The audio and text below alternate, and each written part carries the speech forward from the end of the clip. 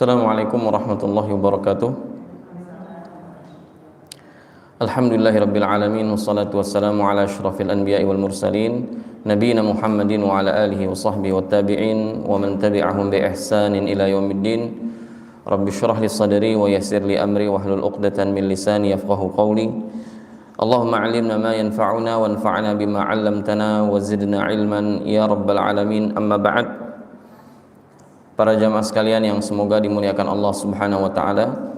Alhamdulillah, puji dan syukur senantiasa kita panjatkan kehadirat Allah tabaraka wa taala atas segala nikmat dan karunia yang telah Allah limpahkan kepada kita semua. Wabil khusus nikmat iman, nikmat Islam, nikmat kesehatan, sehingga pada pagi hari ini kita dapat berjumpa kembali dalam rangka menunaikan kewajiban kita sebagai seorang muslim, yaitu thalabul ilm. Tak lupa salawat beriring salam semoga tercurah limpahkan untuk Nabi kita yang mulia, Nabi Muhammadin sallallahu alaihi wasallam, untuk keluarga beliau, para sahabat, serta orang-orang yang berjalan di bawah naungan sunnah beliau hingga hari kiamat kelak. Para jamaah sekalian yang dimuliakan Allah Subhanahu wa taala, hari ini kita akan melanjutkan kembali kajian rutin kita di setiap hari Selasa dan Rabu pagi, yaitu kitab Riyadhus Shalihin min kalami Sayyidil Mursalin, buah karya Al-Imam Abu Zakaria Yahya bin Sharaf An-Nawawi Asy-Syafi'i rahimahullahu taala. Di mana di pertemuan yang lalu kita telah membahas beberapa ayat Al-Qur'an berkaitan dengan ketawakalan kita sebagai seorang hamba kepada Allah Subhanahu wa taala. Kemudian juga ayat-ayat yang berkaitan dengan keyakinan yang dikutip oleh Al-Imam An-Nawawi rahimahullahu taala dalam kitab beliau ini sebagai muqaddimah dari bab. Kemudian kita sudah memasuki juga hadis yang pertama di dalam bab at-tawakkul wal yaqin, bab seputar tawakal dan keyakinan seorang hamba kepada Rabbnya Azza wa Jal.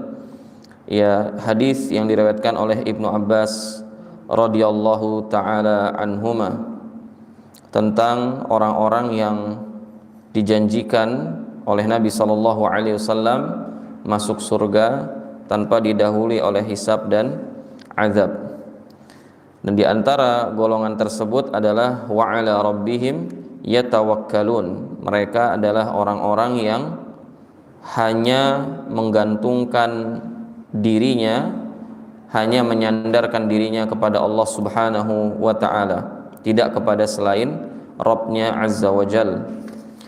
Nah, di kesempatan kali ini ibu-ibu yang dirahmati Allah Subhanahu wa taala, kita akan melanjutkan kembali hadis berikutnya, hadis kedua, dan insyaallah kita lanjutkan ke dalam pembahasan hadis ketiga di dalam bab at-tawakkul wal yaqin, yaitu hadis yang diriwayatkan oleh Habrul Ummah Abdullah ibnu Abbas radhiyallahu taala anhuma tentang doa yang dibaca oleh Nabi SAW khususnya di malam hari.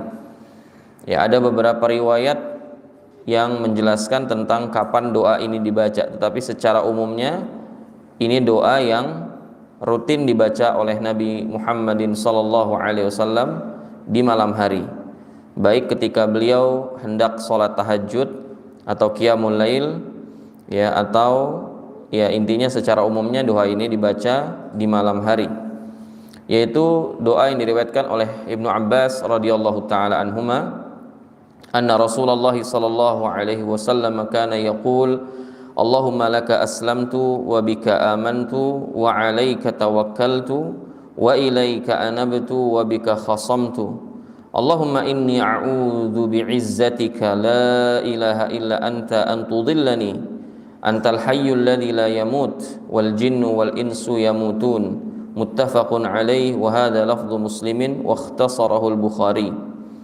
Silakan yang mau baca Ibu hadis kedua dalam bab ini.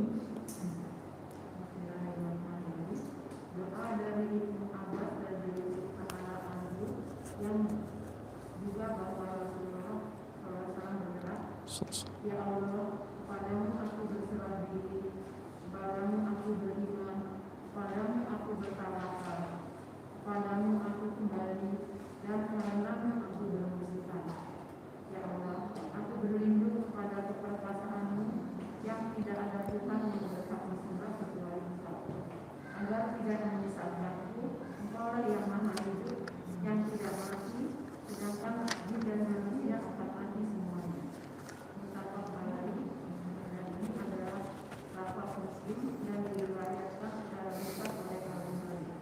Iya, barakallahu fik. Ya, ibu-ibu ini rahmati Allah Subhanahu wa taala. Bagi ibu-ibu yang rutin mengikuti kajian tafsir tentu sering mendengar pembahasan atau ulasan saya di dalam pembahasan takdim wa takhir, ya, memajukan sesuatu atau mengakhirkan sesuatu. Biasanya apa, Bu? Faedahnya memajukan sesuatu yang harusnya di akhir. Tujuannya untuk apa?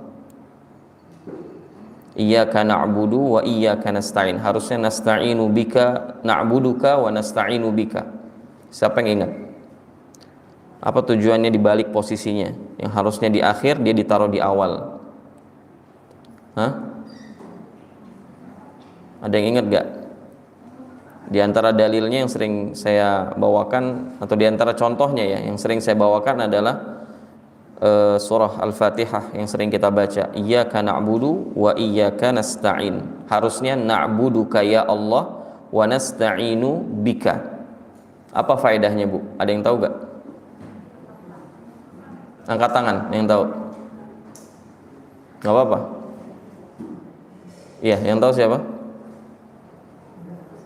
Harusnya kalimatnya, Bu, di dalam doa ini ya, berbicara tentang doa ini, Allahumma aslamtu laka wa amantu bika. Bukan seharusnya, tetapi normalnya seperti itu. Normalnya susunan di dalam bahasa Arabnya seperti itu. Allahumma aslamtu laka wa amantu bika wa anabtu ilaika wa bika wa khasamtu bika. Jadi dalam hal ini berarti lakanya didahulukan dari aslamtu, amantunya diakhirkan, didahulukan bika, alaikanya dimajukan, harusnya tawakkaltu alaik, ini wa alaika tawakkaltu. Ada yang paham, ibu-ibu? Kenapa dimajukan? Tujuannya untuk apa? Untuk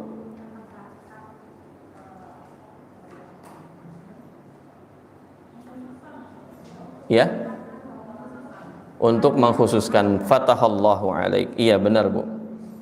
Masya Allah. Dari sekian juta muslimah di sini, yang ingat cuma satu. Itu kaedah, Bu, ya. Itu kaedah di dalam bahasa Arab, atau kaedah di dalam menafsirkan ayat Al-Quran atau hadis Nabi SAW. Yang haknya di belakang, ketika dimajukan, ada banyak faedahnya, Bu. Tapi diantaranya yang sering kali terulang, tujuannya adalah redaksi seperti ini untuk lil hasr atau litakhsis, untuk pembatasan atau pengkhususan. Jadi terjemahannya, Bu, sebenarnya gimana, Bu? Yang enak. Kalau di situ tadi terjemahannya apa? Coba dibaca. Ya Allah, aku berserah diri kepadamu. Kepadamu aku berserah diri. Kepadamu aku beriman. Ya, intinya kan tidak menunjukkan adanya pembatasan di situ. Terjemahnya harusnya gimana, Bu? Fatahallahu alaik. Ya, fatahallahu alaik. Ya, harusnya terjemahan yang lebih tepat. Saya nggak katakan salah, tapi kalau terjemahan itu mau lebih detail lagi, seharusnya dia harus menempelkan kata hanya di situ untuk menunjukkan pengkhususan, bahwasannya tidaklah seorang hamba itu berserah diri kecuali hanya kepada Allah Subhanahu wa ta'ala. Tidaklah seorang hamba itu beriman kecuali kepada Allah. Tidaklah seorang hamba itu bertawakal kecuali hanya kepada Allah. Tidaklah seorang hamba itu kembali kecuali hanya kepada Allah, dan seterusnya. Jadi semua ini, Bu, semua ini itu ibadah. Karenanya perlu digunakan adatul hasr, perlu digunakan redaksi pembatasan, agar jangan sampai terbuka peluang kita menyerahkan ibadah kita kepada selain Allah Subhanahu wa ta'ala. Paham, Bu, ya? Ya, kalau disuruh ulang lagi nanti jelasin, paham? Lupa lagi. Itu dipegang itu, Bu. Kaedah yang sangat besar itu, kaedah yang sangat bermanfaat. Bakal sering terulang khususnya di dalam pembahasan Al-Quran, tafsir ya, atau hadis-hadis Nabi SAW. Jadi bahas sesuatu itu kalau detail itu dapat gitu. Kalau cuman tadi terjemahkan kepadamu aku berserah diri, kepadamu aku beriman, apa ini? Nggak ada penghususan. Artinya membuka peluang kita berserah diri kepada selain Allah. Kan udah saya kasih contoh Bu ya. Kalau ada seorang suami mengatakan, mah pokoknya kamu itu istri saya, itu masih buka peluang nggak Bu dia punya istri lagi Bu? Masih, karena nggak ada redaksi pembatasan di situ. Kecuali dia mengatakan, mah kamu tuh hanya istri saya, nggak ada lagi. Hanya istri saya tuh hanya kamu mah. Masih terbuka tuh Bu kalau begitu peluang? Masih Bu. Kalau lelakinya mata keranjang Bu ya. Ya di Cibubur hanya kamu, di Jonggol hanya fulana, di Cirebon hanya fulana. Jadi redaksi itu kalau kita pahami dengan detail Bu, itu akan mendapatkan powernya gitu loh, sampai ke dalam hati kita. Bukannya sekedar paham, tapi sampai ke dalam hati kita apa maksud dari firman Allah Subhanahu wa taala atau sabda Nabi kita sallallahu alaihi wasallam. Ya jelas Bu, di sini maknanya adalah redaksi seperti ini tujuannya untuk pembatasan atau pengkhususan, yakni la ghairah, tidak ada yang selainnya, yang lain enggak masuk. Ya laka aslamtu, ya Allah hanya kepadamu aku berserah diri, hanya kepadamu aku berserah diri. Ya ini maknanya hanya kepadamu istaslamtu wanqadtu li amrika wa nahyika, hanya kepadamu aku berserah diri dan hanya perintah serta laranganmu yang aku patuhi, yang lain enggak. Ya jadi tadi terjemahnya apa? Hanya, ya, ya Allah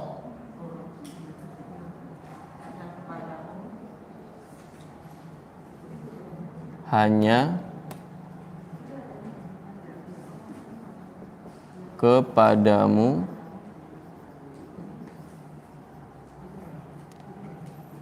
aku berserah diri. Ya ini terjemahnya. Ya. Ya tafsirnya kata para ulama maknanya adalah hanya kepada perintah dan laranganmu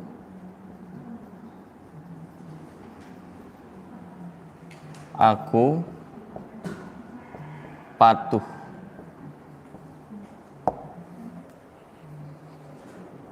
Ya, hanya kepada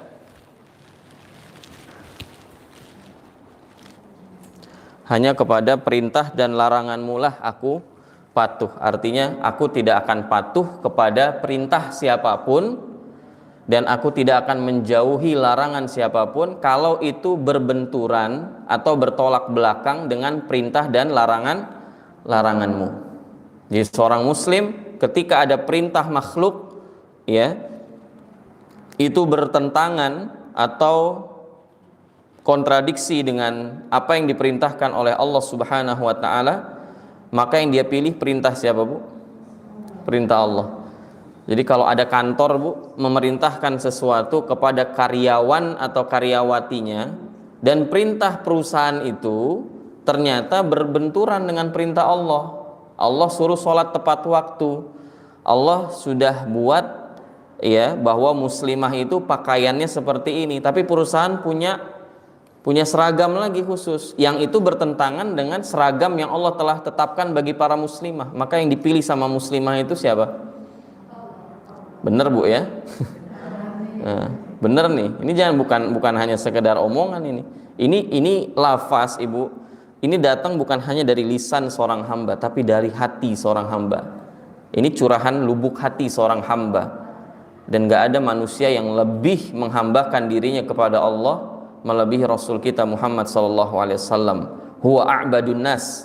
Dia adalah manusia yang paling tunduk kepada Allah Subhanahu wa taala. Aslamun nas, orang yang paling berserah diri kepada Allah Subhanahu wa taala, paling tunduk kepada perintah Allah, paling tunduk terhadap larangan-larangan Allah. Jadi maknanya kalau perintah makhluk, perusahaan, pemerintahan bertentangan dengan perintah Allah, kalau dia beriman kepada doa ini, harusnya dia memilih perintahnya siapa? Perintahnya Allah. Karena ikrarnya dia nih. Ini kan ikrarnya dia. Jadi bukan hanya lisan, Bu. Muslimin itu bukan hanya sekadar benar, Bu. Iya benar. Nanti ketika terjadi kasus, dia punya option lain. Enggak kayak gitu. Ya. Yang benar adalah tunduk dan patuh hanya kepada perintah Allah, ya, sehingga ketika perintah dan larangan Allah berbenturan dengan perintah makhluk, maka yang dipilih oleh seorang muslim dan yang dipilih oleh seorang muslimah adalah tunduk dan patuh kepada perintah dan larangan Allah Subhanahu wa taala. Wa bika amantu. Apa artinya, Bu? Wa bika amantu. Hah? Apa? Baru tadi dibahas. Ya, angkat tangan, beriman. Angkat tangan coba. Siapa yang bisa terjemahin? Wa bika amantu. Apa terjemahnya, Bu? Hah? Hanyanya jangan lupa, Bu. Udah jangan bergantung sama terjemahan itu coret, tambahin, ya. Nah, itu pentingnya ngaji, Bu.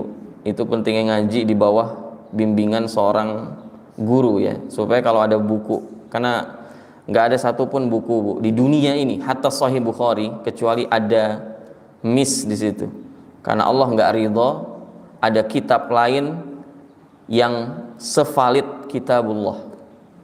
Allah nggak ridho, Allah tidak menghendaki ada kitab lain yang tidak punya kesalahan seperti Al-Quran. Semua kitab pasti ada kelemahannya. Itu tujuannya kita mempelajari sebuah ilmu dengan referensi yang benar, buku rujukan yang benar, dan di bawah bimbingan seorang guru. Karena kalau ada kekeliruan di dalam kitabnya, apalagi terjemah, Bu, terjemah itu paling rentan kesalahan dan kekeliruan, ya, maka itu akan diluruskan nanti oleh seorang guru. Nah, jadi terjemahnya apa tadi, Bu? Kita balik lagi. Wa bika amantu, hanya kepadamu aku beriman. Maknanya kata para ulama, ai saddaqtu bika wa bikulli ma akhbarta wa amarta wa nahaita. Ya, hanya kepadamu dan kepada seluruh yang engkau kabarkan aku beriman dan aku meyakininya. Ya, hanya kepadamu wa bika amantu, maknanya hanya kepadamu dan kepada berita yang engkau sampaikan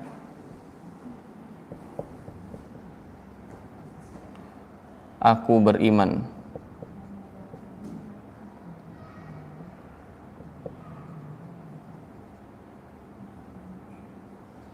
Dan meyakininya.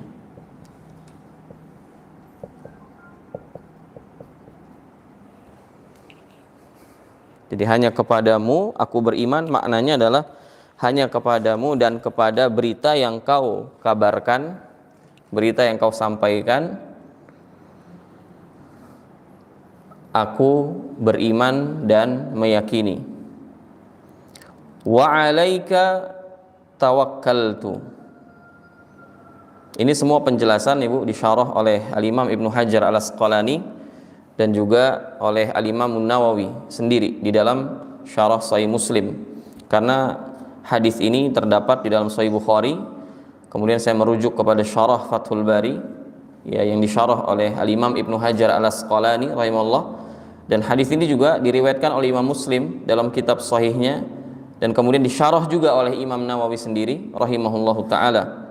di dalam Al-Minhaj Syarah Sahih Muslim Ibn al-Hajjaj. Ya, kemudian wa 'alaika tawakkaltu. Apa artinya, Bu? Ya, hanya kepadamu aku bertawakal. Yakni fawwadtul amra ilaika. Aku serahkan segala urusan hanya kepadamu.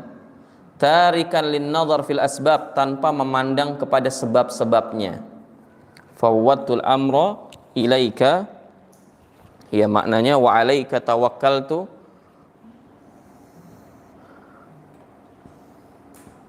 Hanya kepadamu aku serahkan seluruh urusanku.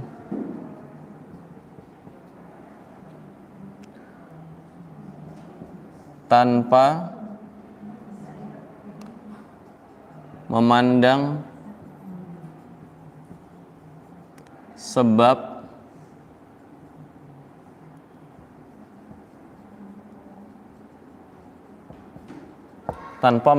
sebab-sebabnya.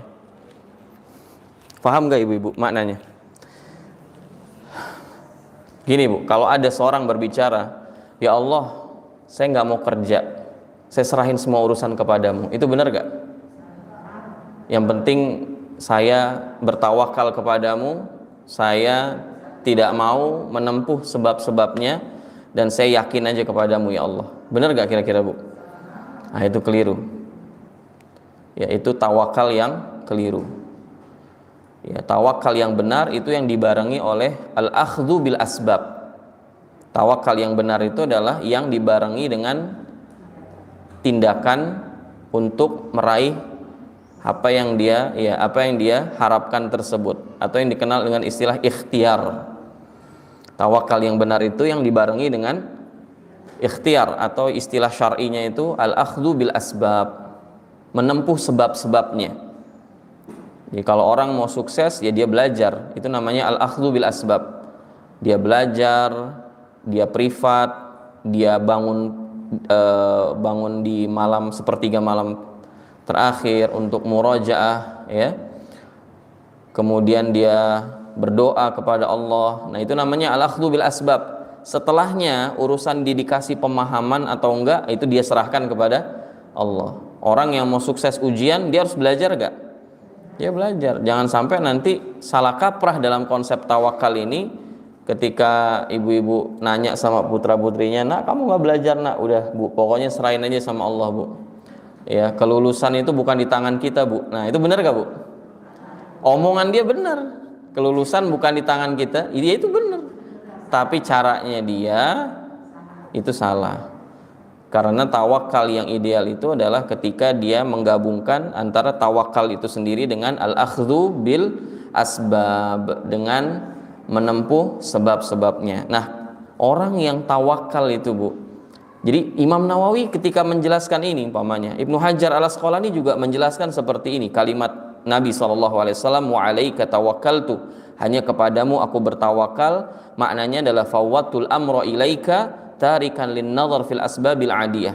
Ya, aku serahkan segala urusanku ya Allah hanya kepadamu, tanpa memandang kepada sebab-sebab. Maksudnya bukan maknanya kita meninggalkan sebab-sebab, tapi ketika Allah berikan kita sebuah karunia, Bu, itu karunia tidak dinisbatkan kepada sebab-sebab tersebut, tetapi kepada musabbib. Siapa musabbibnya? Wa ta'ala.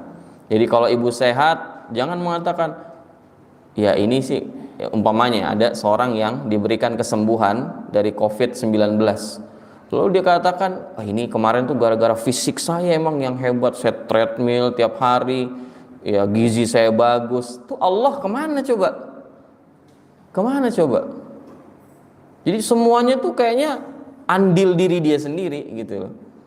Nah, itu orang bodoh namanya. Padahal kalau Allah ingin kasih miss sedikit aja dalam tubuhnya, itu berantakan semua urusannya. Dia lupa sama al-musabbib, Allah subhanahu wa ta'ala. Ada orang yang gitu, Bu. Jadi ada ekstrim kanan, ada ekstrim kiri. Ada orang pengen selamat COVID, tapi dia nggak menempuh sebab-sebabnya, abai terhadap protokol, ya, nggak peduli dengan protokol kesehatan yang sudah ditetapkan oleh ulil amr, oleh pemerintah kita, penguasa kita, ya, dan berbicara tanpa ilmu tentang hoax, ya, teori-teori konspirasi macam-macam lah. Akhirnya sampai pada sebuah conclusion bahwa dia nggak menerapkan prokes, ini cuma omong kosong, saya serahin saja kepada Allah. Ini namanya bodoh, ya. Ini ekstrim kanan. Ada ekstrim kiri yang tadi itu, ya, dia cuma bergantung kepada sebab. Jadi saya sehat tuh karena obat, saya sehat karena saya jaga prokes, saya sehat karena kondisi tubuh saya, imun saya bagus. Nah, ini keliru. Makanya Imam Nawawi menjelaskan gitu, orang yang tawakal itu dia nggak memandang kepada sebab, seolah-olah dia nggak punya upaya gitu loh.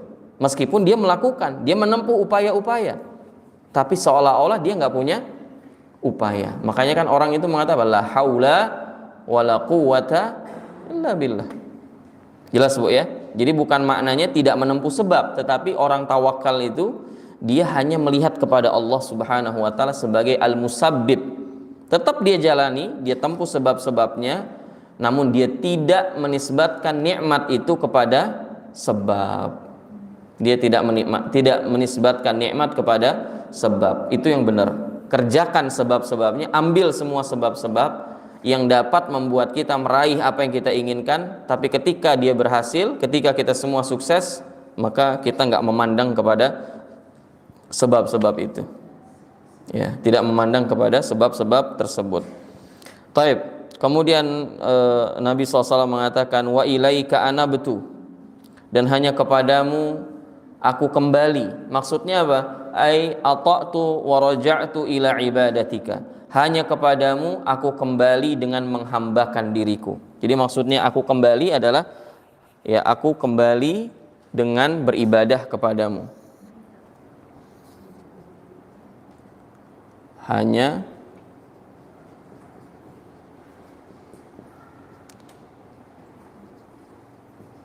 kepadamu aku kembali dengan menghambakan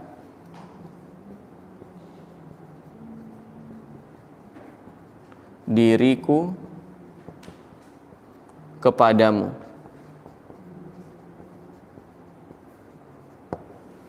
Ya, jadi wa ilaika anabtu, hanya kepadamu aku kembali, maksudnya hanya kepadamu aku kembali dengan cara apa? Penghambaan diri kepadamu. Karena orang yang berbuat dosa, Ibu, orang yang bermaksiat, berarti kan dia keluar dari penghambaan diri kepada Allah meskipun tidak secara total. Karena Allah suruh A, dia B. Allah suruh B, dia C. Berarti kan nggak patuh. Nah, dia perlu kembali kepada Allah. Makanya antara inabah dan taubah itu seperti apa? Koin bermata dua, yang dua sisinya hampir sama, atau dua-duanya bahkan sama, ya, identik. Anabtu wa tubtu ilaik, anabtu ilaik wa tubtu ilaik, itu hampir sama. Maknanya adalah kembali. Kembali itu maksudnya apa? Kembali on the track, menjadi hamba Allah Subhanahu wa ta'ala. Wa bika khasamtu. Wa bika khasamtu. Apa artinya di situ, Bu? Wa bika khasamtu. Hah? Hanya karenamu aku, ya, aku bermusuhan.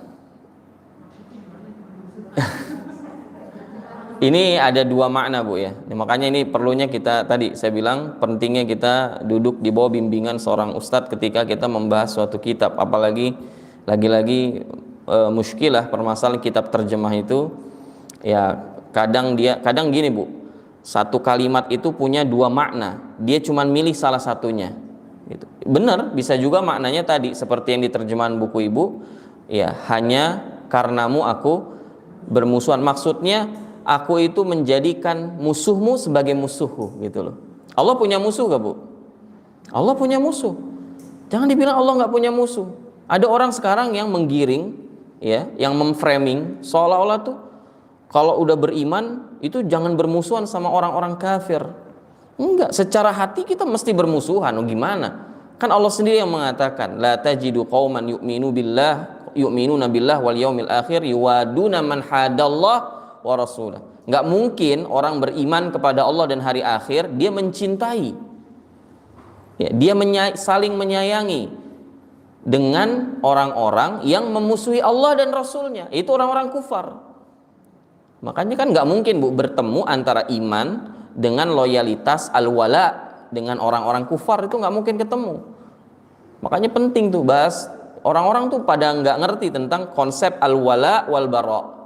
Al-wala itu loyalitas, kecintaan kita, kepedulian kita dalam artian care gitu ya, dalam artian kasih sayang kita. Itu hanya boleh diserahkan kepada Allah, Rasulnya, dan orang-orang yang beriman kepada Allah dan Rasulnya. Kepada orang-orang kafir nggak ada tuh loyalitas, nggak boleh.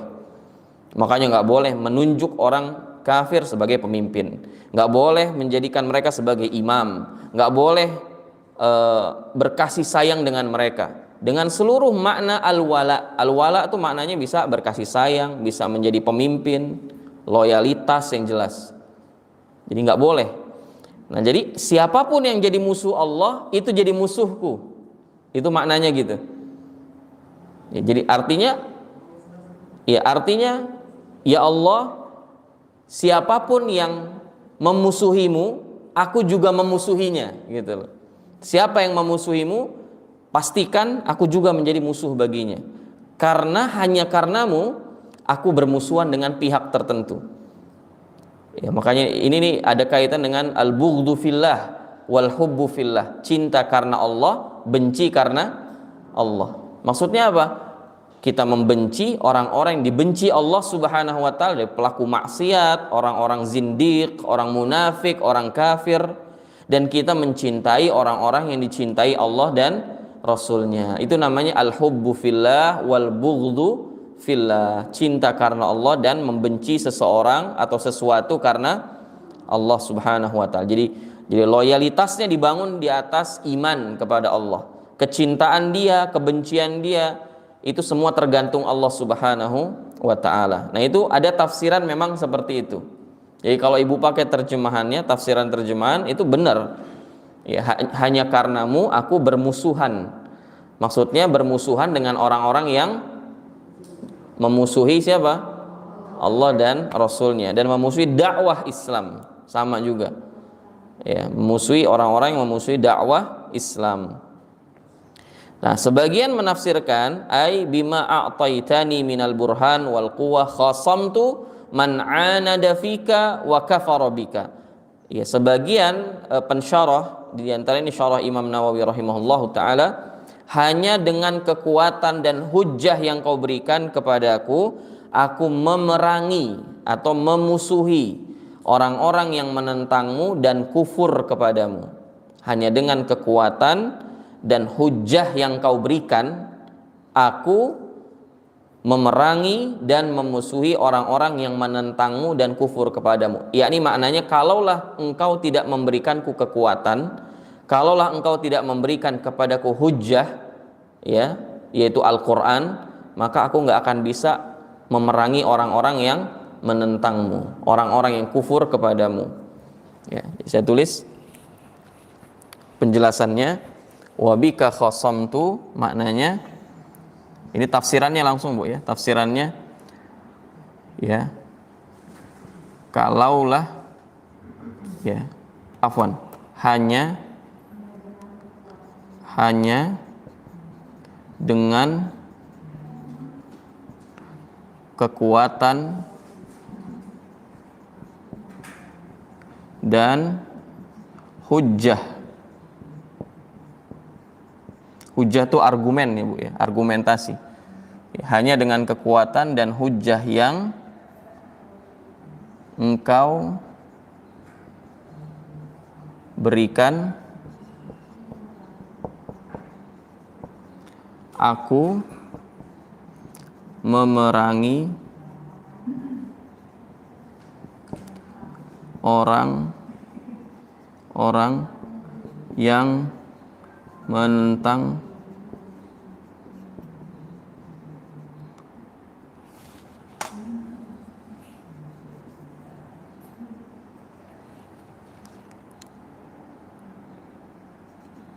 menentangmu dan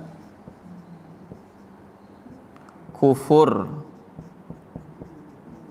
terhadapmu.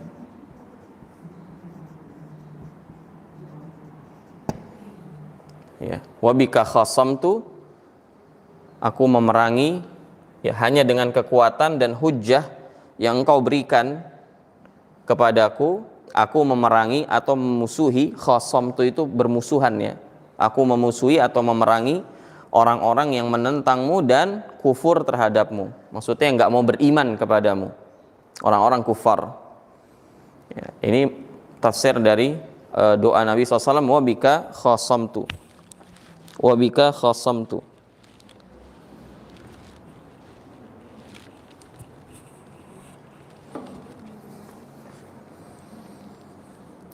Ya, kemudian Nabi juga berdoa, Allahumma inni a'udzu bi'izzatika.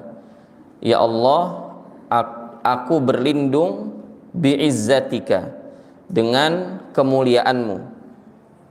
Allahumma inni, ya Allah, aku berlindung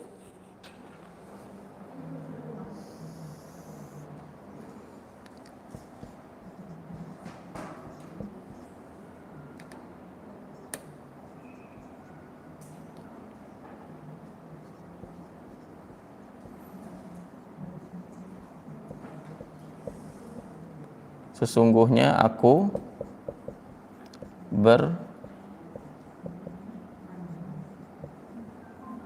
berlindung dengan kemuliaanmu. Aku berlindung kepada kemuliaanmu. Dan izzah, izzah itu apa, Bu? Izzatullah. Izzatullah itu berarti kemuliaan Allah. Izzatika maksudnya kemuliaanmu, ya Allah. Nah, kemuliaan itu apa? Bagi Allah itu berarti apa, Bu? Kemuliaan itu sifat Al-Aziz, ya kan? Berarti Allah punya sifat izzah, kemahaperkasaan, kemuliaan. Nah, berarti di sini Nabi berdoa meminta perlindungan kepada Allah atau kepada sifat Allah, yaitu izzah. Berarti boleh gak, Bu, minta kepada Allah dengan sifat Allah Subhanahu wa ta'ala? Ya, jadi penjelasannya begini, Bu. Karena sifat Allah, jadi sifat itu kan mengikuti sosoknya.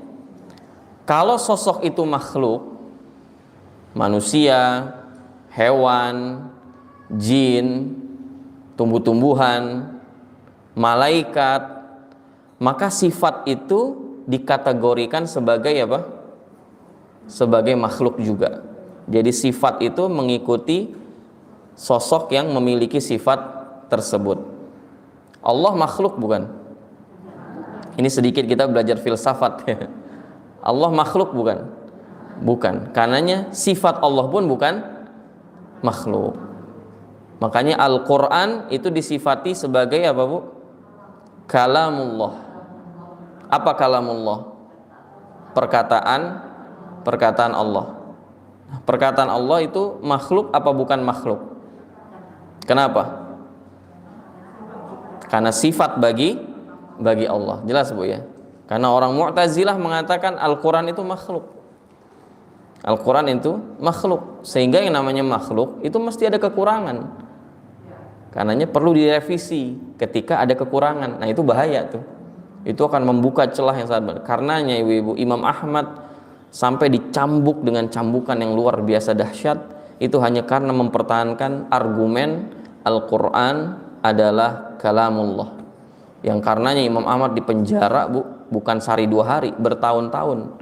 Dan beliau dicambuki dengan cambuk yang kata Al-Gojonya sendiri, kesaksian Al-Gojo yang mencambuk Imam Ahmad, kalaulah cambukan-cambukan itu diderakan kepada seekor unta dewasa, itu unta bisa mati, Bu. Jadi cambukan itu bukan bikin badan berdarah-darah aja, tapi dagingnya itu sobek langsung, merobek daging. Imam Ahmad itu kalau dicambuk dalam keadaan pakai baju, selesai dicambuk itu bajunya udah nggak bisa dipakai lagi karena saking udah berantakan, hancur udah. Itu untuk mempertahankan apa? Al-Quran kalamullah. Karena Al-Quran adalah kalamullah dan kalamullah itu sifat Allah, maka sifat Allah bukan makhluk, berarti Al-Quran juga bukan makhluk. Dan sebagaimana Bu, kalau kita berdoa setiap sore, apa di antara zikir yang kita baca Bu, atau doa yang kita baca setiap sore? A'udzu bikalimatillahi tammah, aku berlindung kepada kalimat Allah yang sempurna. Ya, jadi kita berlindung kepada kalimat Allah. Kalimat Allah itu apa? Sifat bagi Allah, dan sifat bagi Allah itu bukan makhluk. Sehingga boleh orang itu meminta kepada salah satu dari sifat Allah Subhanahu wa ta'ala. Seperti ketika orang berdoa, ya Razzaq, ya Mannan, ya Halim, ya Ghafur, gitu kan. Karena setiap nama Allah kan mengandung sifat. Ya, taib. Itu maknanya. Kemudian la ilaha illa ant, tidak ada ilah. Apa artinya Bu, la ilaha illa anta? Saya mau tahu. Tanpa terjemahan ya, tanpa terjemahan buku. Siapa yang tahu?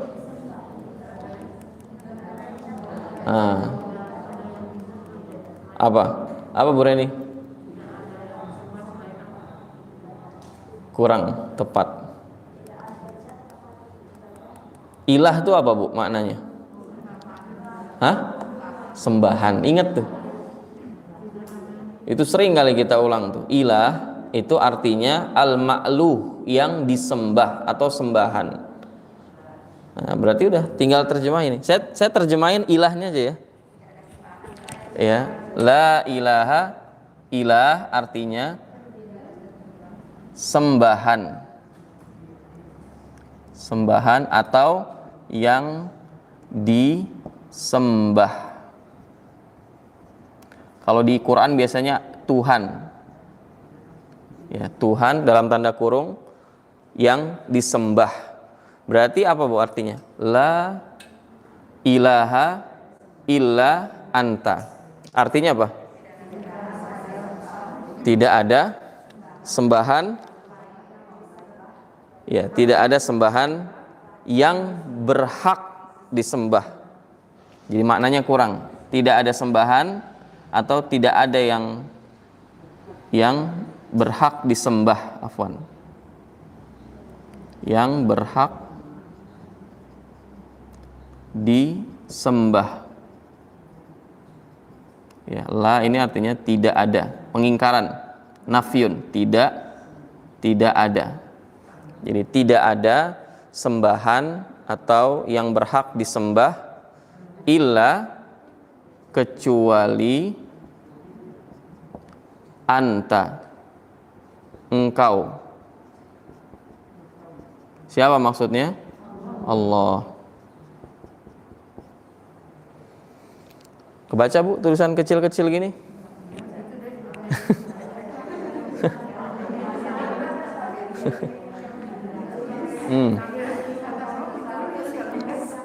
Jadi doanya kan dari sini Bu ya. Allahumma inni a'udzu bi'izzatika. Ya Allah, aku berlindung dengan kemuliaan-Mu dan dengan sifat-Mu juga, bahwasannya la ilaha illa ant. Tidak ada ilah yang berhak diibadai dengan benar kecuali Engkau. Antudillani. Apa Bu antudillani? Dari, berlindung dari. Jadi ini berlindungnya di sini. Aku berlindung dari apa? Darinya tuh baru di sini Bu. Jadi nanti saya jelasin. Dari apa namanya? Kesesatan gitulah. Dari kesesatan. Tudillani itu maksudnya engkau menyesatkanku. Engkau menyesatkanku. Maksudnya Allah kan yudil yahdi may yasha wa yudillu man yasha. Kan kayak gitu kan di Quran, Allah kasih hidayah, kasih arahan, petunjuk taufik ya kepada siapa yang dikehendaki, dan Allah juga menyesatkan siapa yang dikehendaki. Ini maksudnya antudillani ya, dari kesesatan. Nah, jadi berlindungnya di sini yang didoakan atau yang diminta di ujung sini, Bu. Itu bahasa Arab tuh kayak gitu tuh. Ya, Allahumma inni, ya Allah aku berlindung biizzatika. Dimulai dengan sifat-sifat Allah dulu, dengan kemuliaanmu. Bahwasannya tidak ada ilah yang berhak diibadahi dengan benar kecuali Engkau. Baru berlindung dari apa? Dari kesesatan, atau dari Engkau menyesatkanku. Dari Engkau menyesatkanku.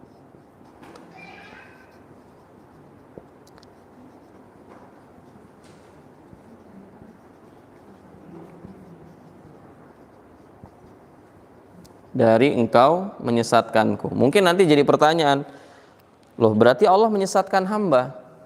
Gimana Bu jawabannya, Bu? Kalau ada pertanyaan gitu gimana? Hah? Kenapa? Iya, berarti Allah menghendaki kesesatan gitu bagi makhluk. Bagi yang dikehendaki. Iya, berarti gitu kan? Berarti Allah itu menyesatkan, itu di garis bawahin tuh. Berarti Allah kesimpulannya menyesatkan orang meskipun yang dia kehendaki gitu. Benar begitu, Bu?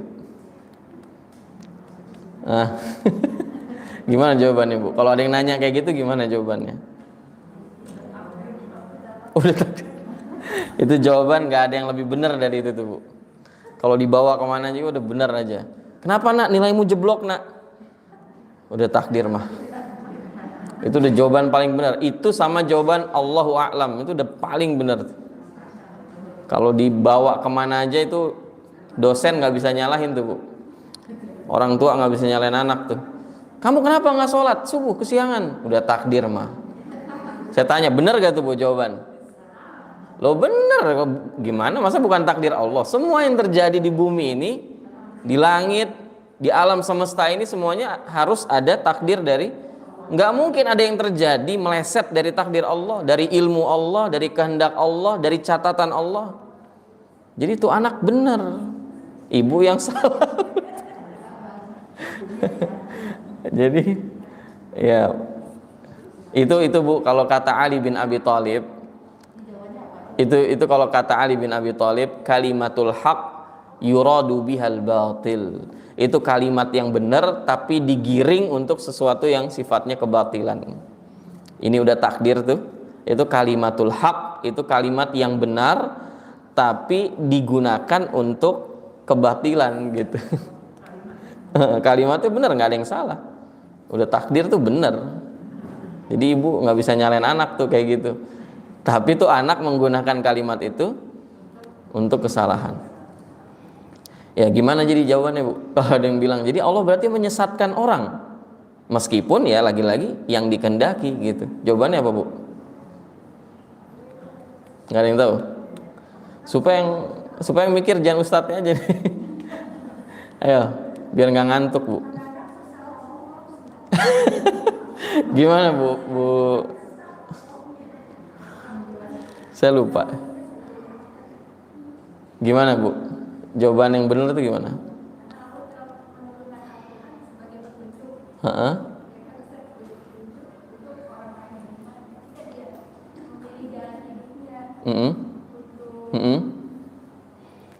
Sesat?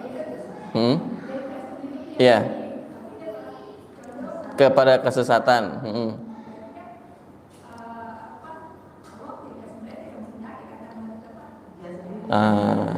Jadi gini, Bu, yang enak. Kenapa Allah menyesatkan seseorang dikehendaki? Karena orang itu layak tersesat. Dia memang layak tersesat. Karena manusia dikasih najdain, wa hadainahu najdain. Dia milih ke situ. Berarti bukan Allah yang menyesatkan, tapi itu juga takdir Allah. Nggak mungkin, lagi-lagi nggak mungkin ada yang terjadi di alam semesta ini kecuali atas kehendak Allah. Berarti semuanya takdir Allah. Artinya nggak ada yang nggak mungkin Allah nggak ketahui, ya. Nggak mungkin ada sesuatu yang terjadi di alam semesta ini yang Allah tidak ketahui, Allah nggak punya ilmunya, Allah tidak berkehendak, Allah tidak catat, itu mustahil. Jadi benar itu takdir Allah, tapi memang hamba tersebut berhak untuk tersesat. Makanya jangan jadi pemuda tersesat. Ujungnya ntar jeruji besi, Bu. Baik, ya itu terjemahannya dan tafsirnya. Antal hayy, kita lanjutkan sedikit lagi. Antal hayyul ladzi la yamut. Engkau adalah al hayy. Apa al hayy, Bu? Kemarin saya jelasin di mana ya al hayy? Di sini kan ya? Al hayy. Atau di Al-Falah ya saya jelasin. Di Al-Falah ya. Antal hayy. Engkau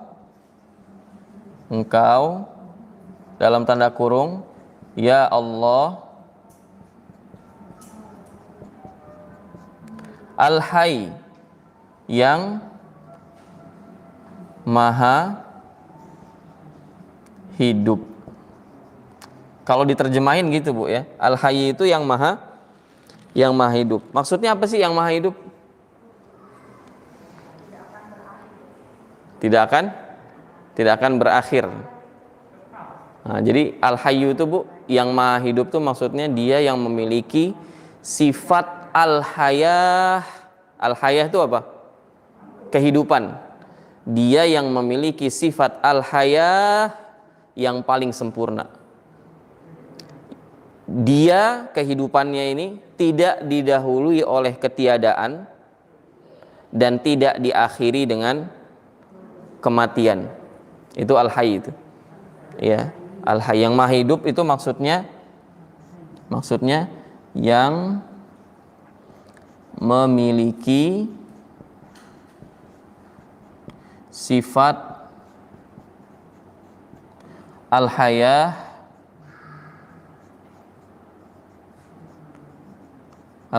atau kehidupan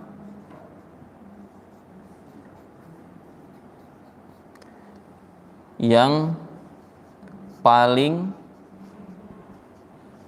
sempurna. Yang paling sempurna, yang tidak didahului oleh ketiadaan dan tidak diakhiri dengan kebinasaan.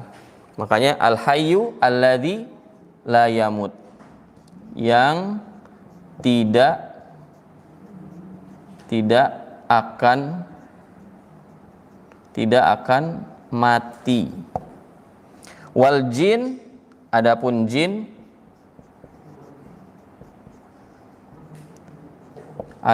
jin, wal ins, dan manusia,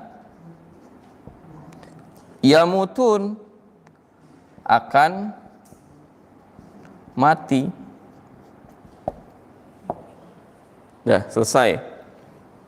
Adapun jin dan manusia akan mati. Jadi, nah ini ada kaitannya, Bu, dengan ayat yang sudah kita bahas tentang bab tawakal yang dinukil oleh Imam Nawawi di Muqaddimah bab al-yaqin wat tawakkul, yaitu ayat ke-58 surah Al-Furqan, wa tawakkal 'alal hayyil ladzi la yamut, dan bertawakallah engkau wahai Muhammad kepada al-hayy, zat yang maha hidup, maksudnya yang memiliki sifat kehidupan yang paling sempurna, alladzi la yamut, yang dia tidak mati. Itu kaitannya dengan ayat ke-58 surah Al-Furqan. Silakan ibu-ibu nanti rujuk di rumah, di murojaah lagi.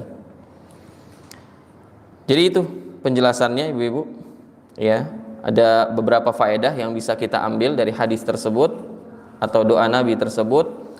Ya, yang pertama, muwadzabatuhu sallallahu alaihi wasallam. Ya, muwadzabatuhu sallallahu alaihi wasallam fil lail ala dzikri wad du'a. Hadis ini menunjukkan Nabi itu senantiasa berzikir dan berdoa di malam hari. Nabi itu senantiasa membiasakan diri berzikir dan berdoa di malam hari. Karena di dalam riwayat lanjutan riwayat yang panjang. Jadi doa ini Bu, itu diriwayatkan dari banyak jalur. Imam Bukhari itu punya banyak jalur periwayatan tentang doa ini. Imam Muslim juga gitu. Ya, dengan lafaz yang ada perbedaan sedikit, tapi maknanya hampir sama. Nah, itu banyak di riwayat-riwayat yang lain itu disebutkan bahwa doa ini itu dibaca ketika Nabi tahajud. Sebagaimana kesaksian Ibnu Abbas dalam riwayat yang lain, kana Nabi sallallahu alaihi wasallam idza qama minal lail yatahajjadu qal kana Nabi, dahulu Nabi sallallahu alaihi wasallam ketika beliau bangun di malam hari hendak tahajud. Nah, ini berarti tahajud itu Bu istilah bagi sholat malam yang didahului oleh tidur. Dia qiyamul lail bukan? Dia qiyamul lail. Ya, tapi lebih spesifik lagi karena dia sifat qiyamul lail yang dilakukan setelah orang biasanya tidur. Untuk bangun itu kan butuh juhud ya. Fatahajjat. Maka kata Allah, fatahajjat bihi nafilatan lak. Nah, Nabi itu kalau bangun malam hendak tahajud, beliau berdoa dengan doa ini. Ya, beliau berdoa dengan doa ini. Bahkan Imam Bukhari rahimahullah itu memasukkan doa ini di dalam bab yang beliau beri judul bab at-tahajjud bil lail. Bab salat tahajud di malam hari. Beliau masukin hadis ini di dalam bab salat tahajud di malam hari. Nah, Imam Bukhari itu Bu, kalau beliau menamakan babnya dengan suatu nama itu nggak asal-asalan. Imam Bukhari itu kalau namakan suatu bab itu sekaligus menunjukkan pandangan beliau. Ya, jadi seolah-olah ini menjadi pembenaran bahwasannya doa ini khususnya ditekankan dibaca di malam hari. Ibu bisa baca kapanpun, silahkan ketika sujud, ketika hujan ya. Kalau hujan silahkan baca kapanpun. Wabil khusus ditekankan sekali dibaca di malam hari, khususnya ketika ibu sholat tahajud. Itu pelajaran pertama. Pelajaran yang kedua, wujubut tawakkul 'ala Allah Ta'ala wahdah. Wajibnya hanya bertawakal kepada Allah semata. Li'annahu muttasafun bisifatil kamal. Karena Allah adalah satu-satunya zat, satu-satunya pihak yang disifati dengan sifat sempurna. Ya, makanya tadi disebutkan sifat Allah Al-Hayy, yang maha hidup, alladzi la yamut. Adapun jin, manusia bakal mati. Jadi kalau kita bergantungnya kepada makhluk, maka ketahuilah makhluk itu nggak lama akan mati. Adapun kalau kita bergantung sama Allah, maka dia adalah zat yang al-hayy alladzi la yamut. Ya, kemudian di antara faedah dari doa ini juga kullu ma siwallah halik. Doa ini menunjukkan bahwa selain Allah itu binasa. Selain Allah itu pasti akan mengalami yang namanya kebinasaan. Walidzalika fahuwa laisa ahlan lil i'timadi alaih. Oleh karenanya pihak yang binasa itu enggak berhak digantungkan harapan kepadanya. Oleh karenanya pihak yang bakalan mati itu, bakalan binasa, itu mereka bukan yang berhak. Mereka enggak punya hak sama sekali untuk diserahkan tawakal kepada mereka. Tawakal itu hanya kepada zat yang tidak akan mati. Ya, itu Ibu faedah dari hadis yang kedua di dalam bab ini, atau 76 di dalam urutan kitab Riyadhus Shalihin. Sedikit lagi Bu ya, kita lanjutkan untuk menutup pertemuan kita. Hadis ketiga di dalam bab al-yaqin wa tawakkul, dan hadis ke-77 di dalam kitab Riyadhus Shalihin, urutan Riyadhus Shalihin. Hadis diriwayatkan Ibnu Abbas juga radhiyallahu taala anhuma aidan, qal hasbunallah wa ni'mal wakil. Hasbunallah wa ni'mal wakil. Qalaha Ibrahimu sallallahu alaihi wasallam hina ulqiya finnar, wa qalaha Muhammadun sallallahu alaihi wasallam hina qalu innan nasa qad jama'u lakum fakhshawhum fazadahum imanan wa qalu hasbunallah wa ni'mal wakil. Rawahul Bukhari. Wa fi riwayatin lahu an Ibni Abbas radhiyallahu anhuma qala kana akhir qawli Ibrahim sallallahu alaihi wasallam hina ulqiya finnar hasbiyallah wa ni'mal wakil. Ya, silakan Ibu dibaca. Siapa tadi baca? Bu Reni. Ya. Cukuplah Allah menjadi penolong kami dan Allah adalah sebaik-baik pelindung. Diucapkan oleh Nabi Ibrahim sallallahu alaihi wasallam. Ya. Ketika beliau dilemparkan ke dalam kobaran api dan diucapkan oleh Nabi Muhammad sallallahu alaihi wasallam ketika mereka mengatakan atau menakut-nakuti. Sesungguhnya orang-orang telah bersatu untuk melawan kalian, maka takutlah kepada mereka. Ucapan itu justru menambah iman mereka dan mereka berkata, cukuplah Allah menjadi penolong dan kami. Cukuplah Allah menjadi penolong kami dan Allah adalah sebaik-baik pelindung. Ali Imran 173. Oleh Abu Sari. Ya, terus? Di dalam riwayat Abu Sari dari Ibnu Abbas beliau berkata, akhir kata-kata Nabi Ibrahim Sallallahu saat dilemparkan ke dalam api adalah, cukuplah Allah menjadi penolong kami dan Allah adalah sebaik-baik pelindung. Ya, barakallahu fiik. Jazakillah khairan. Ya, ibu-ibu ini rahmati Allah Subhanahu wa taala, ini tema inti kita sebenarnya pada kesempatan kali ini, yaitu ucapan seorang mukmin ketika di masa sulit atau di saat-saat terdesak, saat-saat terjepit.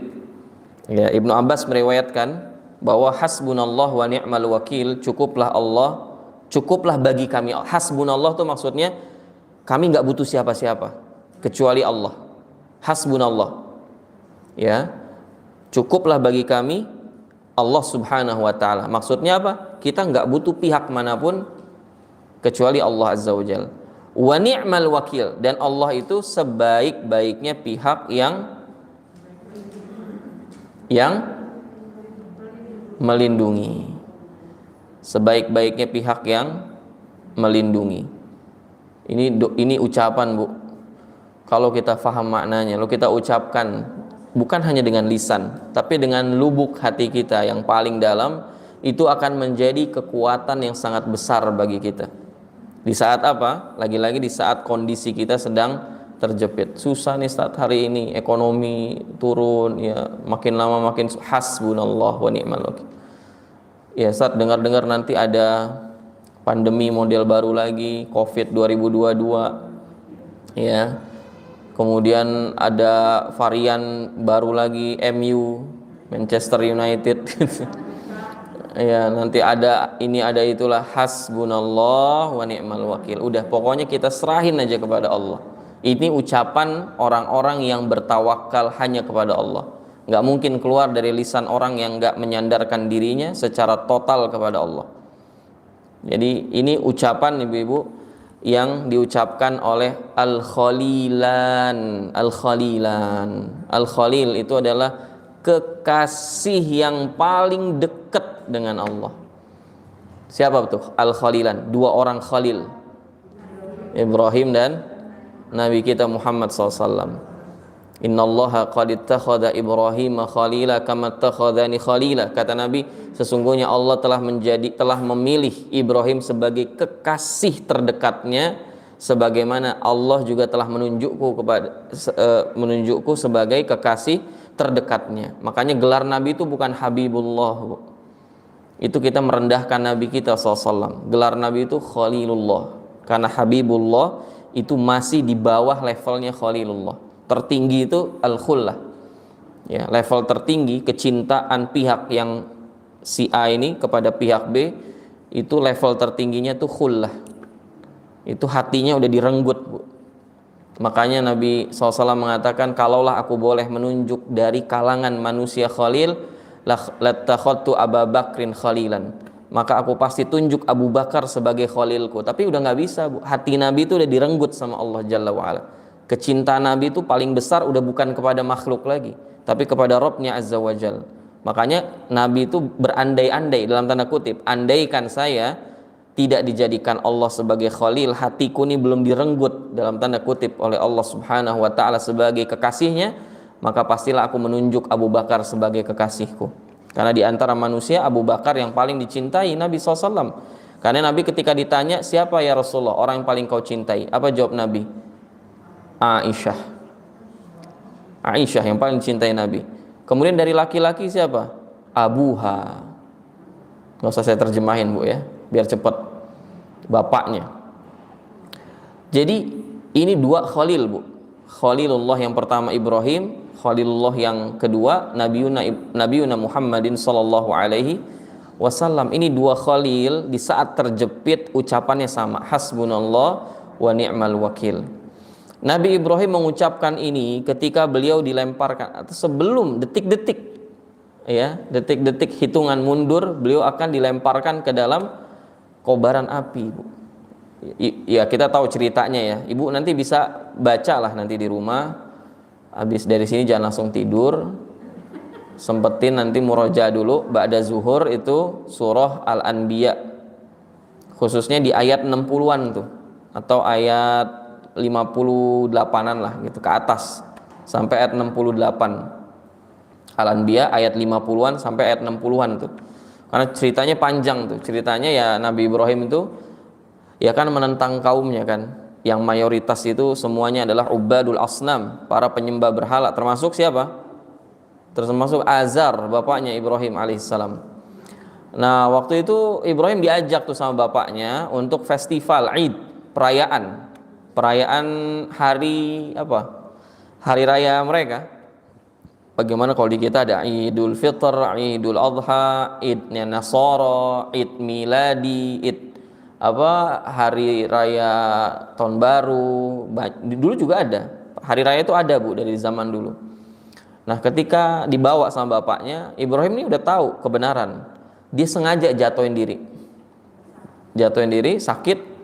Kemudian dia bilang, aduh sakit kayaknya aku pulang aja deh gitu. Alasan supaya nggak ikutin festival kekufuran dan kesyirikan itu. Pulang sampai rumah, kata Ibrahim, saya bakal hancurin berhala ini berkeping-keping nih, kesempatan nih. Dihancurin Bu semuanya dan ditinggalkan yang paling besar. Kemudian pas pulang tuh ternyata pas Ibrahim mengucapkan aku akan hancurkan berhala itu berkeping-keping, itu ada kaumnya yang dengar gitu. Ibrahim pulang, dihancurin tuh berhala, disisain yang paling besar. Nah kemudian kaumnya marah kan, man fa'ala hadza bi alihatina, ini Tuhan kami siapa yang giniin gitu. Coba, jadi Tuhan tuh dilindungin sama mereka dari dulu tuh begitu Bu konsepnya. Tuhan dikasih makan gitu kan, iya kan, sesajen itu buat siapa Bu? Buat sembahan kan selain Allah, yang kita sebut istilah dengan Tuhan gitu loh. Jadi Tuhan selain Allah tuh butuh makan, Allah nggak butuh makan. Nahnu narzuqukum wa iyyahum, justru kami yang ngasih makan kalian. Ya singkat cerita debat sama kaumnya, akhirnya ketahuan bahwa yang merusak patung-patung itu adalah fatan, bukan aki-aki Bu. Disebutkan oleh Quran fatan, pemuda. Yuqalu lahu yadhkuruhum yuqalu lahu Ibrahim, yang mereka sebut-sebut namanya adalah Ibrahim, panggil Ibrahim. Ya debat terjadi, kata Ibrahim yang ngelakuin pembunuhan terhadap Tuhan-Tuhan ini, yaitu yang paling gede gitu. Tanya aja kalau dia bisa ngomong gitu. Artinya kan ini mantik Bu ya, ilmu logika gitu loh. Itu udah ada dari dulu, bibit-bibitnya tuh. Udah ajak ngomongnya sama yang gede itu. Saya curiga jangan-jangan yang gede tuh yang ngancurin teman-temannya ini nih, supaya dia nggak mau kalah saing gitu loh.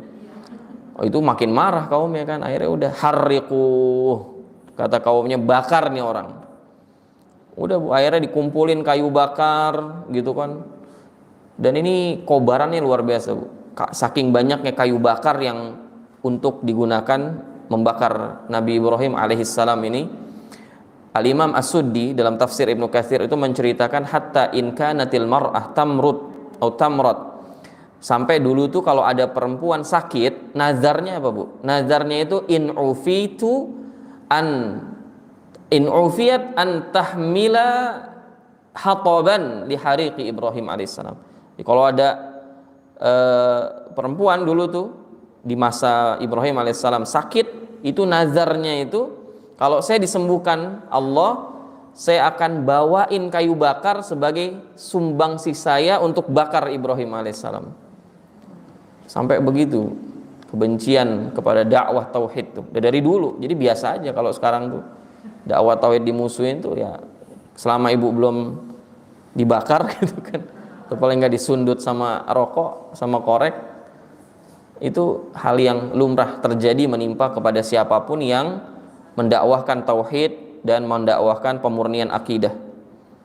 Nah, kemudian tuh sampai diriwayatkan oleh Ibnu Abbas radhiyallahu anhu maqal, lamma ulqiya Ibrahim ja'ala khazinul matar yaqul mata umar bil matar. Jadi ketika Nabi Ibrahim tuh saking besarnya ini kobaran apinya itu, Ibrahim tuh nggak di pinggir situ. Ibrahim tuh ditaruh di manjanik. Manjanik tuh kayak ketapel. Itu udah dipasin tuh. Ya, jadi ini umpamanya kobarannya ya. Nah, Ibrahim tuh jauh di sini nih. Jadi dilempar gitu modelnya. Karena kalau deket semuanya yang mau bakar Ibrahim juga kebakar juga nanti. Saking gedenya kobaran api tersebut. Itu diriwayatkan, Allahu a'lam, riwayat ini valid atau enggak. Ya, Ibnu Abbas meriwayatkan bahwa beliau berkata, ketika Ibrahim hendak dilempar ke api tersebut, itu malaikat hujan itu bertanya-tanya kepada dirinya sendiri, kapan ya Allah perintahin saya buat turunin hujan gitu. Kan maksiat kan maksiat. Malaikat itu kan enggak maksiat, Bu. Dan dia punya perasaan juga dalam artian ini kekasih Allah mau dibakar nih, ya Allah tolong perintahkan saya buat turunin hujan gitu. Mungkin dalam hatinya gitu. Kapan saya turunin hujan? Maksudnya kapan Allah perintahkan saya untuk saya turunkan hujan supaya hujan itu mematikan api gitu. Fakana amrullahi asra min amri. Ternyata perintah Allah buat api lebih cepat dari perintah Allah buat malaikat yang bertugas menurunkan. Jadi ngapain capek-capek kerja, udah saya langsung suruh apinya aja dingin gitu loh. Kamu gak usah kerja, udah istirahat aja. Dan ini menunjukkan kemahakuasaan Allah subhanahu wa ta'ala. Dan gak ada yang gak mungkin bagi Allah. Ini detik-detik terakhir, Bu. Bahkan saya ceritakan waktu kemarin ya, dalam riwayat Israiliyat itu juga diceritakan bahwa menjelang dibakarnya Ibrahim alaihissalam, datang Jibril alaihissalam nawarin bantuan, alaka hajah, kau punya kebutuhan gak kepadaku? Maka kata Ibrahim, amma anta fala, adapun kepadamu saya nggak butuh apa-apa. Hasbunallah wa ni'mal wakil. Dilempar udah. Tek.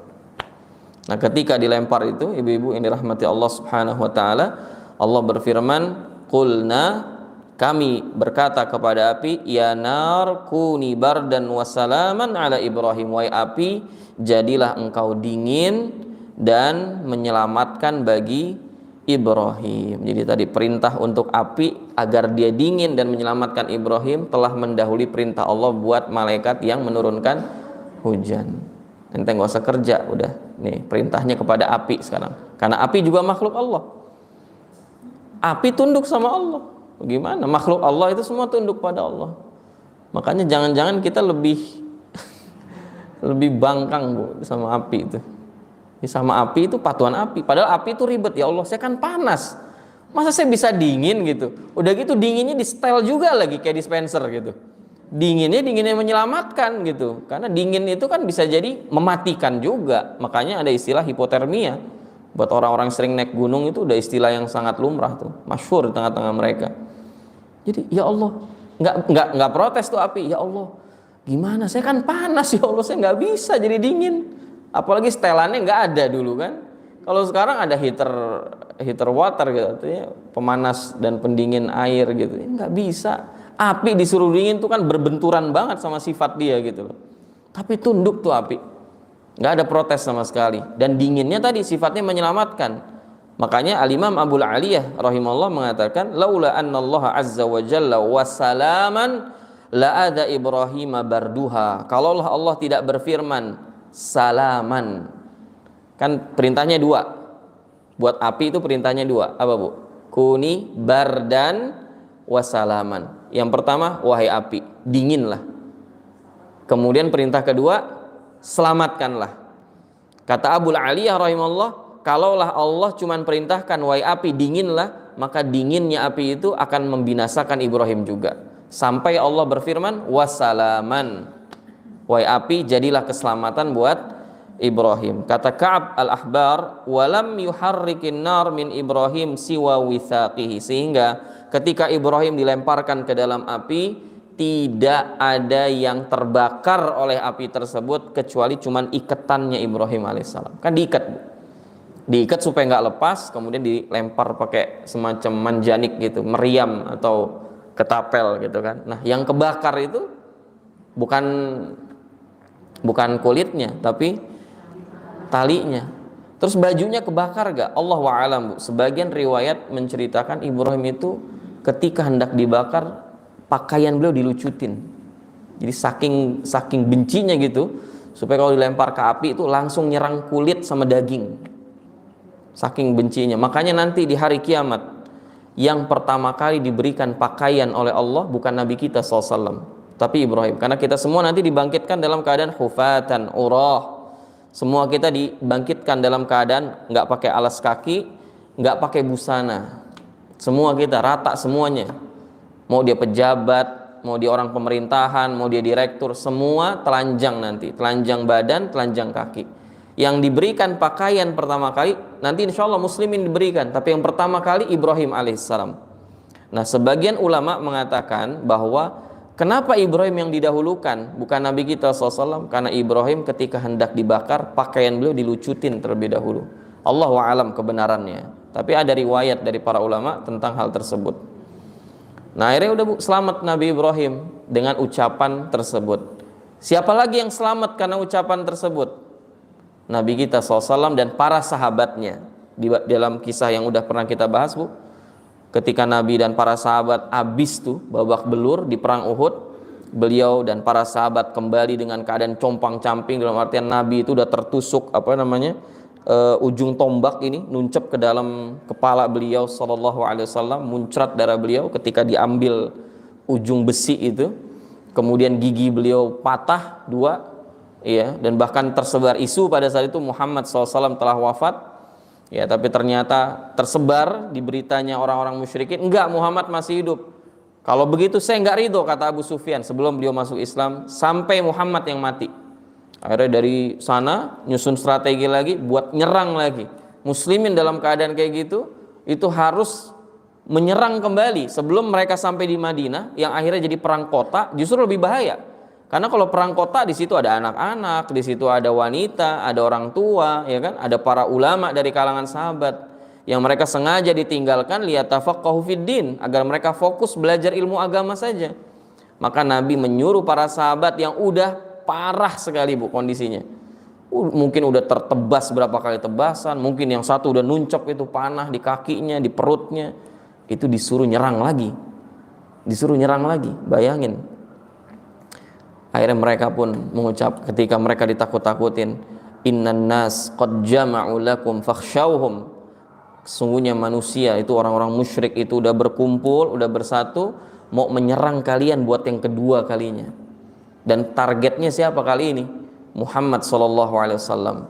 Bukan ketakutan, Bu, tapi fazadahum imanan wa qalu hasbunallah wa ni'mal wakil.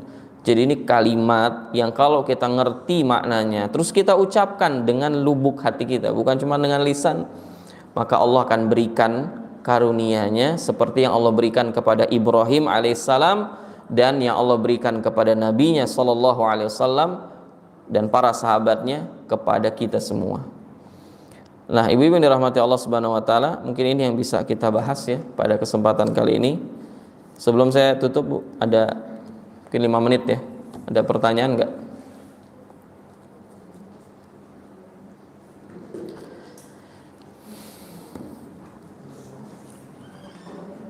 Iya, ada pertanyaan ibu-ibu? Enggak ada?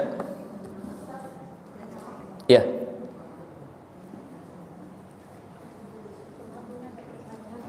Baik. Oh, Masya Allah.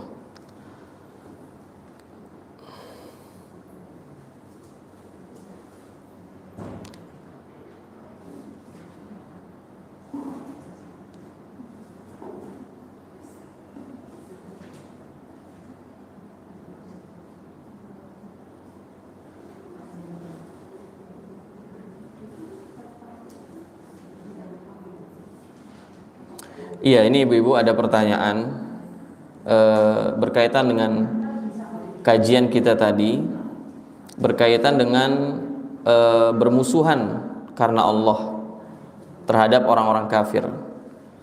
Kalau kondisinya yang kafir itu adalah ibu kita, di sini kasusnya mertua, tapi bisa jadi ibu kita nih.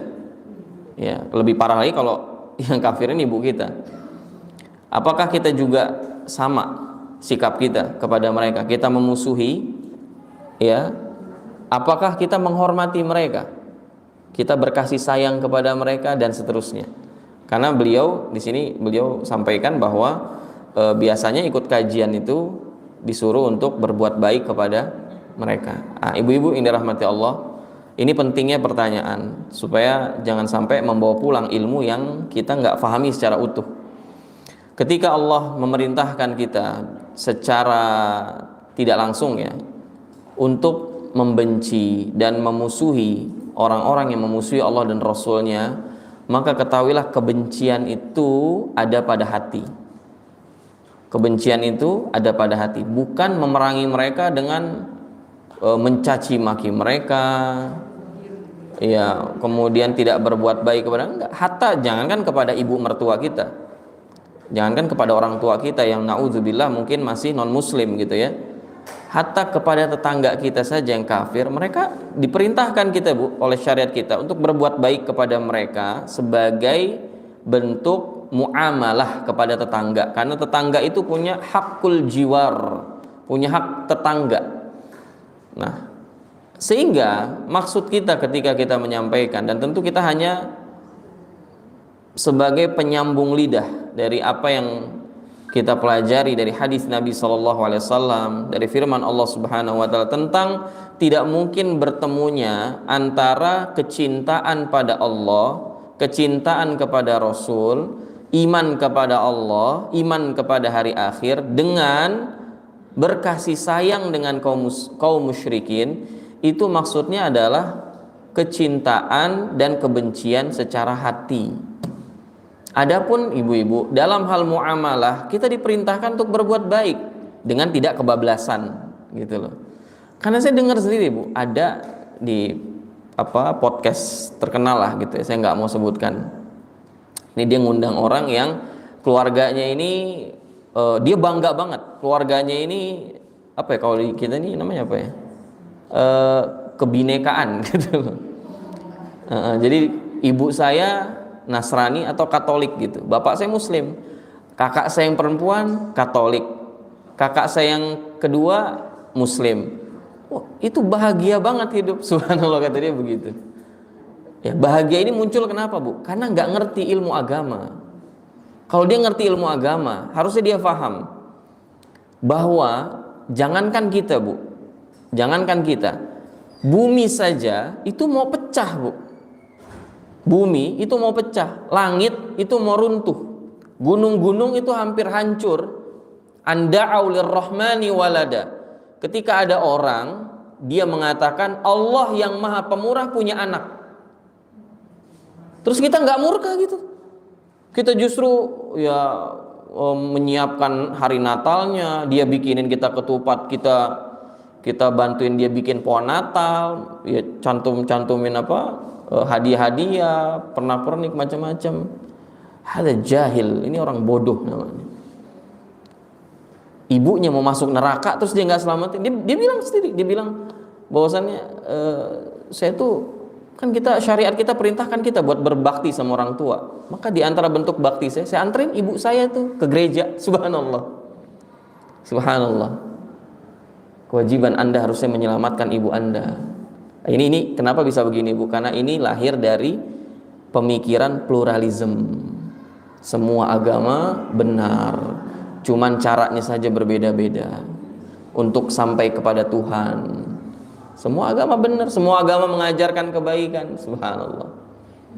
Dan ini Bu, kalau nggak segera direm, kalau kita nggak segera tulis buku-buku untuk mengkanter pemikiran-pemikiran seperti ini, jangan heran nanti cucu kita yang akan sama seperti itu kasusnya. Mungkin kita Allah lindungi, tapi gimana dengan anak kita, cucu kita, nikah dengan beda agama, ya. Kita balik lagi Bu, bukan ketika kita membenci mereka, kita benci akidah mereka Bu. Yang kita benci bukan sosoknya ya, tapi yang kita benci adalah akidah mereka. Gimana kita nggak benci, Bu? Oh, langit marah, Bu. Masa kita ridho? Itu yang saya sampaikan tadi. Terkadang kita ini nggak lebih menghambakan diri dari makhluk-makhluk Allah yang lainnya. Api aja patuh sama Allah. Kita nggak patuh sama Allah. Gunung marah, kita nggak marah. Dengan dasar toleransi lah, ya, Bhinneka Tunggal Ika lah. Apalagi, Bu? Islam Nusantara lah. Langit marah, gunung marah, bumi mau pecah tuh saking murkanya sama ucapan dan ideologi seperti itu. Terus kita tenang, kita santuy aja gitu. Inilah namanya Indonesia.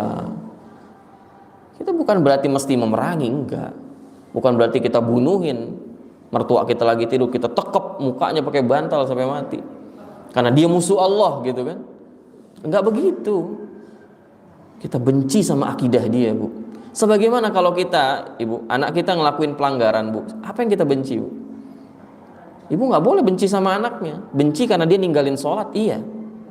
Benci karena dia, na'udzubillah, mencuri uang SPP, iya.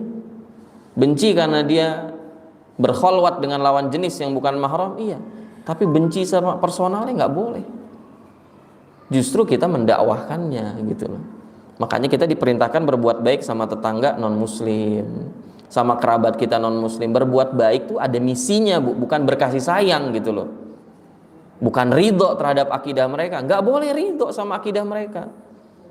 Sekarang kita mah masing-masing aja, Ustaz. Ya berarti Anda rela ada orang dibakar sama oleh neraka, kekal khalidina fiha. Itu hati-hati, Bu, dengan akidah pluralisme. Ini yang harus benar-benar kita jaga keluarga kita. Karena sekarang tuh lagi di dipropagandakan sekarang di media sosial gitu, khususnya di YouTube, di podcast yang subscribernya itu nggak sedikit, Bu. 1 juta, 2 juta, 3 juta. Ibu nggak nonton, anak-anak ibu gimana? Ibu nggak nonton, cucu-cucu ibu gimana? Tentu kita menyerahkan semua kepada kita, nggak bisa jaga secara total 24 jam, nggak bisa, Bu. Itulah penting kesolehan orang tua, kesolehan seorang ibu, kesolehan seorang bapak. Karena ketika dia soleh, Allah jaga keturunannya. Kalau dia baik, dia bertakwa, dia beriman kepada Allah, nggak usah dia yang jaga, Allah yang jaga gitu loh. Tapi kita juga tadi nggak bisa menyerahkan semua, ya Allah titip ya, gitu, nggak bisa. Al-akhdhu bil asbab. Kita juga harus menempuh sebab-sebabnya kan tadi. Nah, jadi itu maksud para ulama ketika mengatakan kita nggak boleh berkasih sayang, mencintai. Secara logika, Bu, secara logika ibu duduk samping-sampingan sama orang yang mencaci Abu Bakar, mencaci Umar, ibu-ibu ridho tuh samping-sampingan sama orang begitu. Kalau di sebelah ibu hari ini duduk orang Syiah yang kerjaannya setiap sholat melaknat Abu Bakar, melaknat Umar, mengatakan Aisyah pezina, ibu ridho begitu? Itu maksud saya, Bu, ya. Nggak mungkin, bukan nggak boleh, nggak mungkin. Makanya kata Allah bukan nggak boleh, nggak mungkin ada orang beriman kepada Allah dan hari akhir di waktu yang sama dia mencintai musuh-musuh Allah dan Rasulnya. Mustahil. Logika mana gitu loh. Kalau ada berarti ada masalah sama imannya. Sesimpel itu, Bu.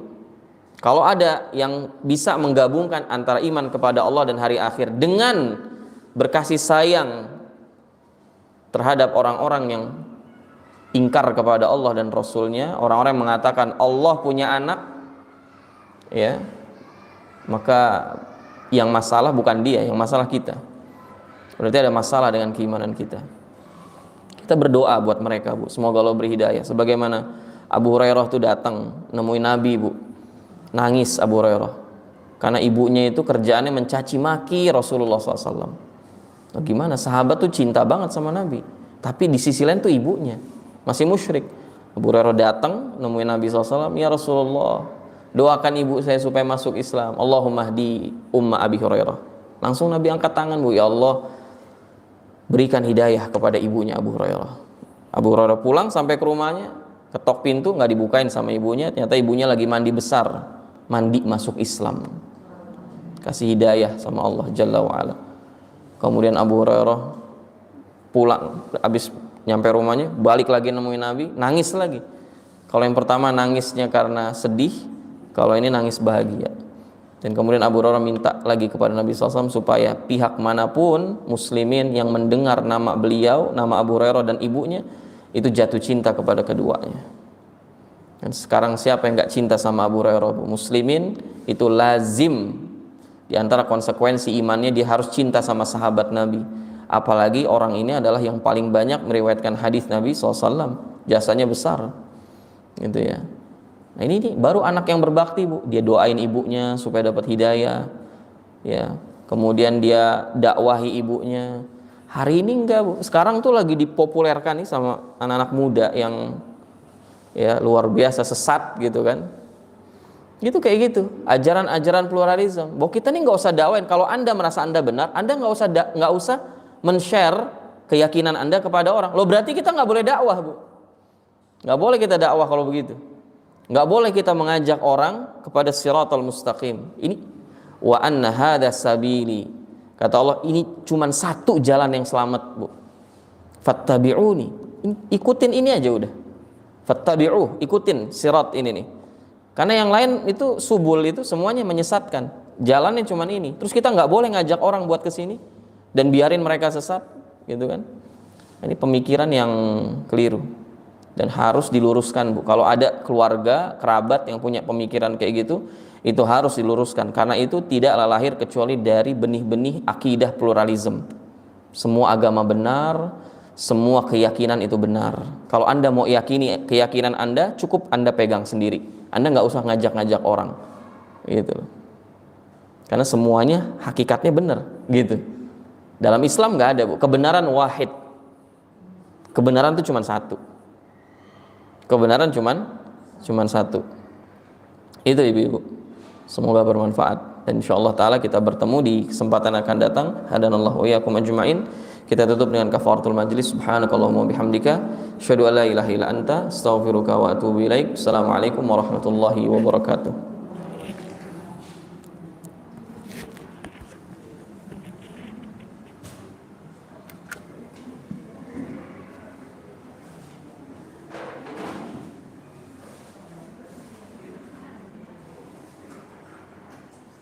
Yeah.